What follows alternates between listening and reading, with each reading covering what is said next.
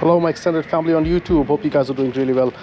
So we are gonna replace this windscreen with this, and this is a slight bubble. So the thing is that this one on highways, it's so okay, it's good enough, there's no problem with this. So the only thing is that when we are at high speeds, the wind deflection that happens from here, I can actually feel the wind buffeting on the upper part of my chest, somewhere near the the collarbone part, and then the wind goes from inside the helmet, making it a little bit unsettling.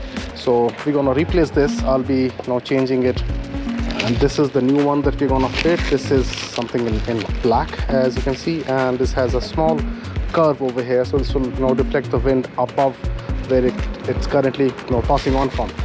So for this I will have to remove these two auxiliary lights. So I need to remove this bolt here, this bolt here, and then we will need an Allen key here to remove this, and the one which is underneath, that is over here. So these two have to remove, and then this whole assembly will come out, including the license plate holder. We'll remove this and then we'll fit the other one. So let's get going.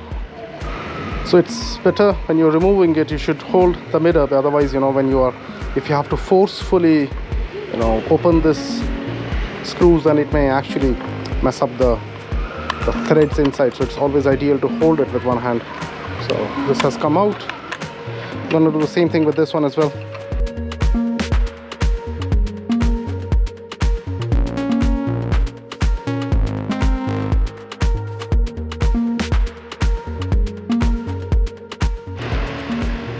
Man, this looks dope without the fairing.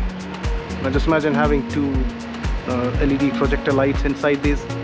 Would look pretty sick, isn't it? Alright folks, so this is how the entire setup would look from the front, and I'll show you from how it would look from the rider's seat. So this is how it would look.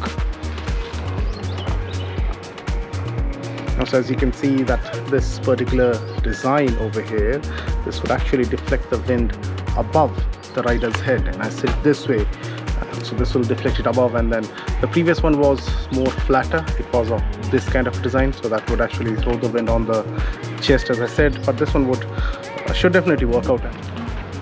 So there it is, the quick video of how we change the front windscreen, and we'll see how it goes. Thanks a lot for tuning in guys, I'll see you again.